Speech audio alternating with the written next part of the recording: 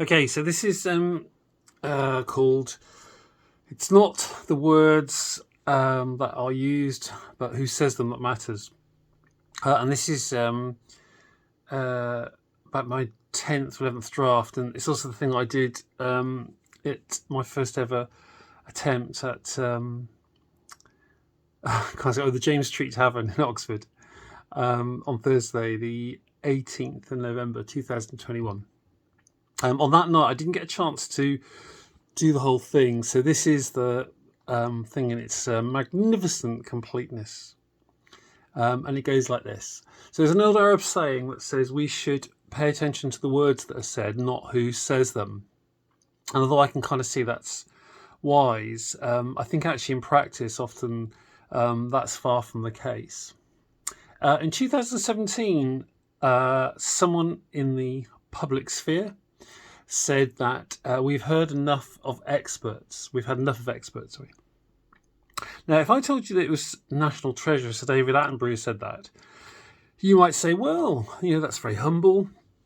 You might be quite surprised. You might say, well, that's very humble, and he's kind of at some level acknowledging the limits of natural science.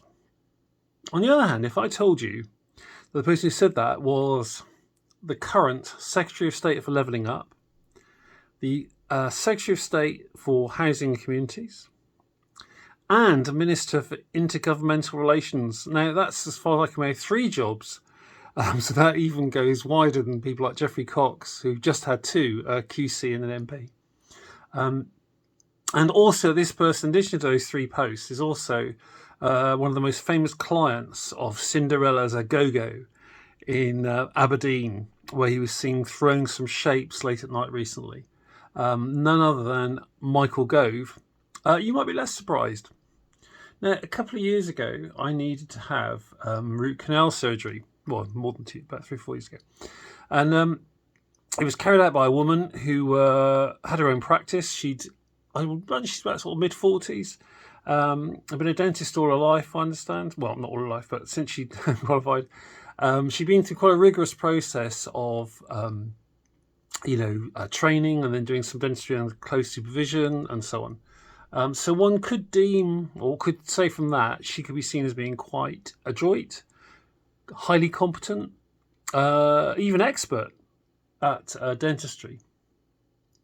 But I guess based on Michael Gove's comment, we could take it that if he needed root canal surgery, he would be happy for it done by someone like, for example, Kevin, my next door neighbour, who's a heating engineer by day, and his second job by night. He's got a passing interest in dentistry. He's what we might call a sort of dental hobbyist. And so no doubt Michael Gove would be quite happy to entrust his root canal surgery to someone like Kevin, because we've had enough of experts. Now, in the summer of 2021, this last summer, the cricketer Oliver Robinson was making his debut for England against New Zealand. And during the course of the match, it emerged that when he was 17, some 10 years before, he'd had posted some tweets which were of a sort of sexist and racist nature. One of the tweets is alleged to have said, "Females who play video games have more sex."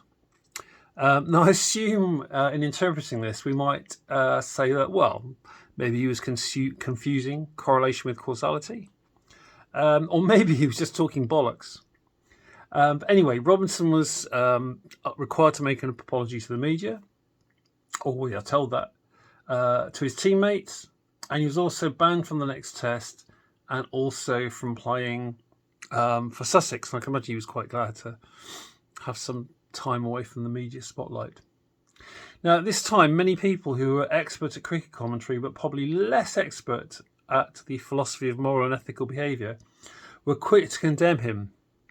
One of the people was the ECB, English Cricket Board Chairman Tom Harrison, who said, "I do not have words to express how disappointed I am that an England men's player has chosen to write tweets of this nature, however long ago they may have been." Of course, when Harrison authored this response, he did use words to say he had no words. So we can see that Robinson's tweets are widely deemed to be offensive, and it's kind of widely agreed there's no place for them in today's society. But I'm absolutely delighted to be able to tell you that I managed to get hold from a very unreliable source 4 other tweets that Robinson is alleged to have sent.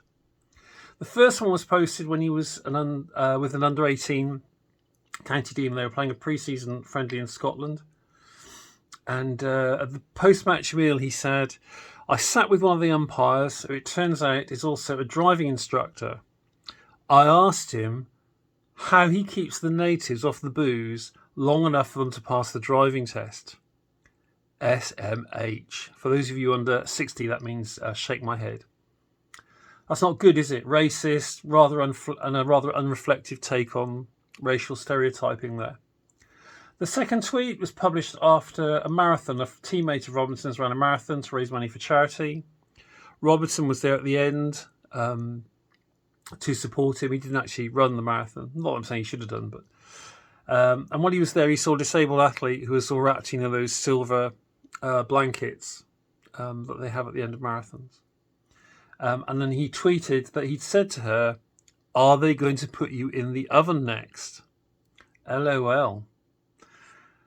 Possibly not what you most want to hear after you've dragged your body over such a distance.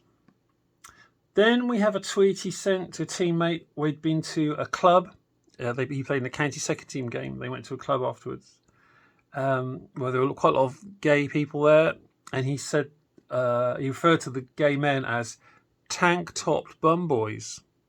Blimey. Strikingly homophobic, wouldn't you say? Or even 2M, 2H. Again, for those of you under 60, that's too much to handle. Finally, there was a tweet where he suggested that Malaysian women who come to British universities do so principally to find men to marry. Now, that seems to me a little bit misogynist, and by that incident, I mean a version of the word that assumes some sort of ingrained prejudice against women, not the Dominic Raab version, which seems to assume a level of reciprocity. So here we have 4 examples. I'm sure we can agree they're highly inappropriate sort of comments.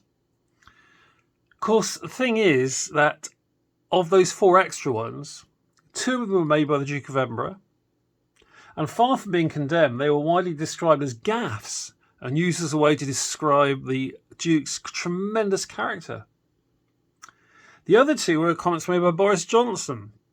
Not quite sure what happened to him. But he is someone who we voted into government and who Donald Trump described as a fantastic man, and about whom the extreme liberal and founder of the English Defence League, Tommy Robinson, said, "It's refreshing to see someone stand up for democracy." Is that a bit like the Queen saying that Andrew is an asset to the royal family public relations? So, in conclusion, while I support our position that a focus on the words and not who said them is a good thing, I'm not sure it often applies. And in this case, it seems to me a working class boy from Margate who made himself very good at cricket by dint of practicing hard over a long period, made what I'm arguing to you are similar pronouncements to a member of the royal family and a former Eton College and Oxford University graduate and also current Prime Minister. And yet, they had very, very different treatment to Robinson. So you might say, well, on what basis do you make this claim? Well, I am no expert.